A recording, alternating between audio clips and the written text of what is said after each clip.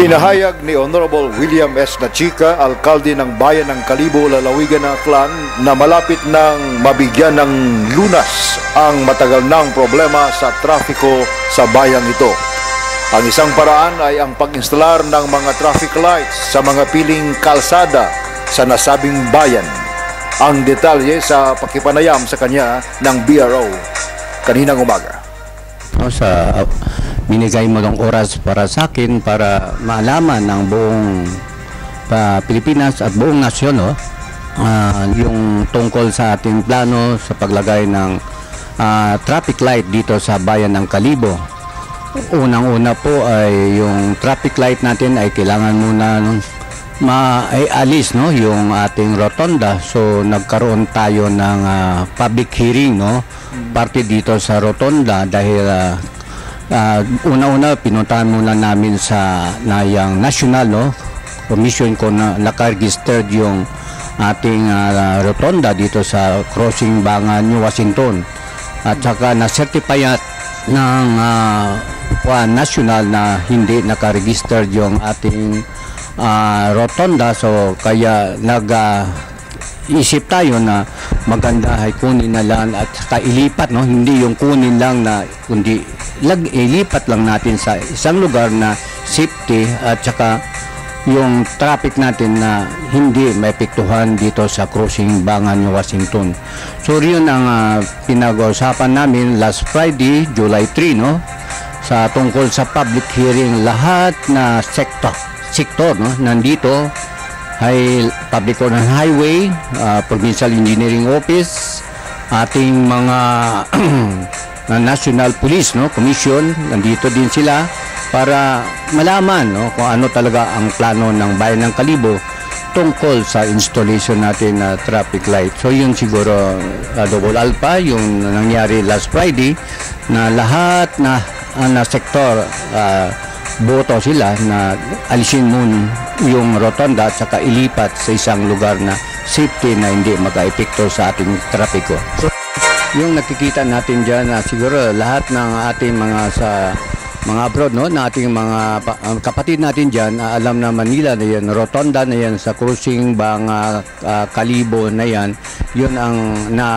gusto natin na bago maglagay ng traffic light dapat ay mawala yan. Kasi demonstrate din namin kung paano sa gitna, halimbawa punta ka ng bayan ng Kalibo, siyempre pupunta ka sa public market, makikita mo yung apektado yung rotonda, mayroon tayong demonstration kung paano sa actual, sa ating presentation dito sa ating mga sektor. So lahat sila ay pabor, at saka maganda naman ang intensyon ng Kalibo na di talaga maiwasan double alpha dahil lahat na halos ngayon makikita mo trapiko natin grabe sa bayan ng Kalibo ay lahat naman nag-i-improve, yung mga pamilya natin, lahat kayo may mga sasakyan, siyempre dumadaan tayo dyan sa crossing, so apektado lahat. Totoo po yan, Mayor, testigo tayo at ang lalo na ang mga Kalibo noon sa bayan ng Kalibo.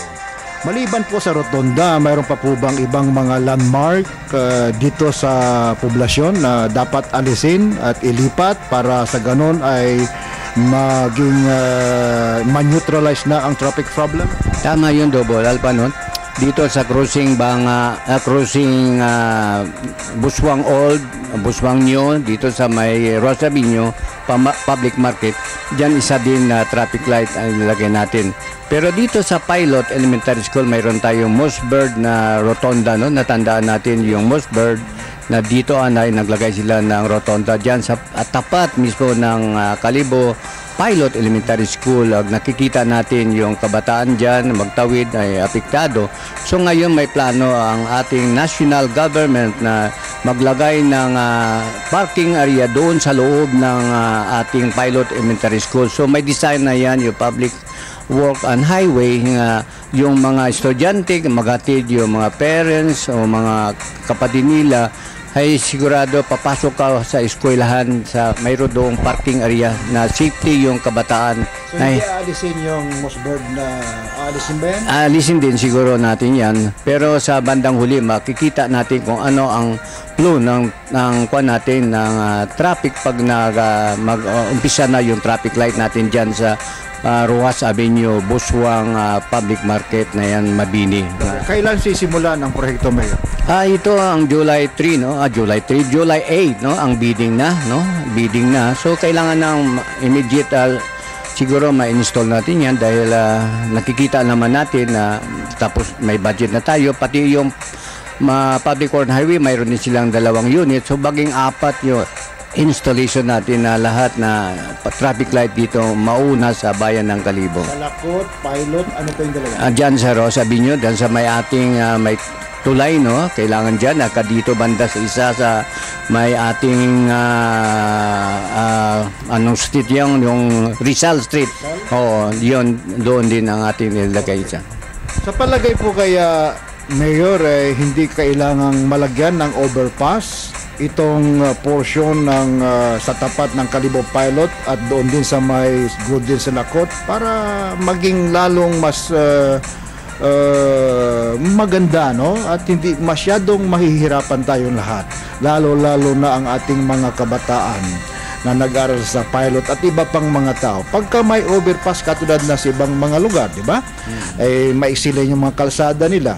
Kulang yung mga espasyo na dapat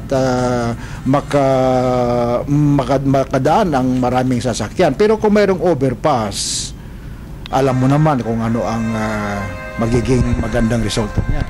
Tama yun. Yun din ang plano natin. Pero sa ngayon di natin maabot sa budget natin. Pero the following year siguro, 2016 ay mayroon na tayo niyan. Yan talaga ang plano natin na overpass. Lalo na dyan sa crossing Bangan yung Washington, kailangan talaga overpass. Pero sa ngayon, muna kasi yung budget natin ay good for yung traffic light at pedestrian lang muna ang ating nakabudget. So the following year siguro mayroon tayo na sigurado yan dahil yun ang next nating move na ating kailangan natin yung tulay, no, para sa ating mga tao na magtawid sila papunta sa kabila. So kailangan talaga dadaan sila sa ating tinatawag na overpass. Demolish yung gudi sa Lakot at pagkatapos sabi po ninyo ay hindi po mawawala yan, ililipat lang. Saan po ililipat? Dito yung sa Lakot natin lilipat dito sa Mabini. Siguro makikita natin yung Mabini dito sa street, no, na welcome, no, Kalibo. Sa taas niya na yung sa Lakot natin. Saka maganda ang disenyo dahil welcome, no, sa lahat na halimbawa maglagay tayo ng mga galing natin, mga kapatid natin na mabalikbayan. Pwede natin lagyan din si baba din balikbayan, welcome Kalibo, balikbayan. So ganun ay yung intention natin na talagang nandyan din kasi kailangan natin yan ay nabuo natin yan na golden sa Lakot na yan ay talagang dapat i-rehab natin yan na ilagay natin sa magandang lugar. Okay. Ano kaya sa pananaw nyo, yung mga maraming mga sari-saring vehikulo, lalo-lalo na itong mga motorized tricycle natin na nag-ooperate dito sa bayan ng Kalibo, madadagdagan pa o babawasan? Ano po ang plano dyan? Siguro atin dito nakikita natin, hindi kailangan na improve na kasi yung bayan natin ng Kalibo. Halos lahat ng mga pamilya natin, lalo na mga abroad na yan, bago umuwi yan, nagbibili ng sasakyan, may sariling sasakyan sila. So mag-connect sila, ay nakikita natin na hindi talaga may iwasan na talagang magbabago na yung mga natin dito sa bayan ng Kalibo, yung sitwasyon natin ng mga tao dito na nag-i-improve din. Sumisikap din sila na makahanap, makabili ng mga gamit. Yun ang natin dito sa ating plano na di na dapat na gawin na ang traffic light. So siguro yan ang kailangan na natin double alpha, no? Kami ay nagpapasalamat dahil sa mga tao sa kooperasyon. Lalo na ngayon maraming mall na nagbubukas ngayon, no? So pag may maraming mall, marami din bisita tayo na pupunta pa rin dito. So mas lalong dagdagan yung ating mga sa mga trapiko dito na masasakyan, siguradong magbuhol-buhol, no, ang traffic natin. Minsan lang yung problema ay yung management ng traffic ngayon, no? Hindi pa natin masyadong maperfecto yan. Hindi pa perfecto yung traffic management. Yung mga illegal parkings, hindi pa rin masyado na na-implementar. At saka yung nagpapa-implementar naman sa halos topsy-turvy pa. Siguro darating ang araw at sa lalong mas madaling panahon, magiging maayos na ang lahat kung mayroon lang disiplina at mayroon talagang sinseridad na ipatupad ng gusto ang tamang traffic rules and regulations. Tama yun, double pa, no? Nakikita, dahil kailangan yung sa ating mga, nakikita natin sa highway, no? Di malapad na yung highway natin, di by 4 lanes tayo. Ay, imbis na ang tricycle doon dapat sa 4 lanes na dadaan, dito pa sa second lane, no, sa gitna. So parang wala pa rin kalam-alam yung ating mga tricycle driver. So kailangan na natin siguro yung sa kanila pag-aaral kung paano sila dapat magpatakbo lalo na sa national highway. So kailangan talaga mabigyan sila ng kulang importansya yung ating mga tricycle driver na magturuan, no, kung paano sila tatakbo sa national highway at saka yung parking area dapat sa national bawal na po. So mayroon na tayong intention dyan na bibili tayo ng towing car, no, na hihilahin natin pag may violation, pag may ordinansa na tayo na bawal sa national highway o dito sa may bayan ng Kalibo, lalo na iwan lang nila sasakyan na nakapark yan sa tagiliran ng kalsada. So kailangan talaga yung may disiplina yung mga tao natin. So inaasahan ng ating mga kababayan na mayroong ipin na ang ating layi ika nga may. Tama yun ang kailangan may ipin dahil di na may iwasan talaga improve na yung ating bayan ng Kalibo. Talagang dapat may ipin na. Dapat ipatubad yung ating ordinansa. Kung ano sa ordinansa dapat ipatubad natin. Siguro double alpha. No, thank you. Tulihin ang dapat tulihin, disiplinahin ang dapat disiplinahin. Tama yun, double alpha. Kailangan natin i-disiplina tapos hulihin ang hindi na nagdisiplina.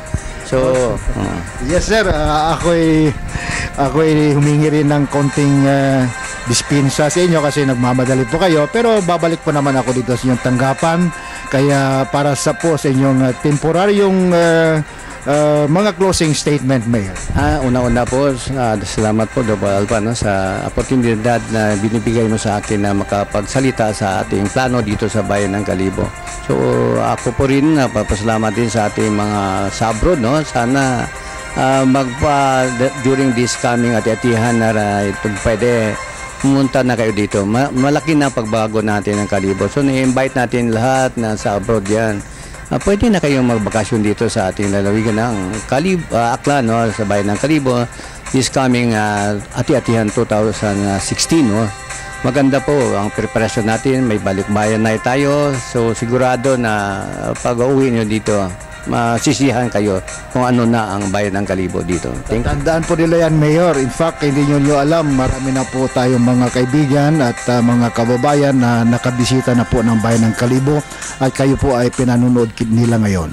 Sana po ay patuloy tayong sumagot sa panawagan at hinaing ng ating mga kababayan at ipagpatuloy ang pagpatupad ng kabutihan para sa ikabubuti ng lahat. Ako po si Allen Double Alpha Alcedo ng Balitang Roma Online.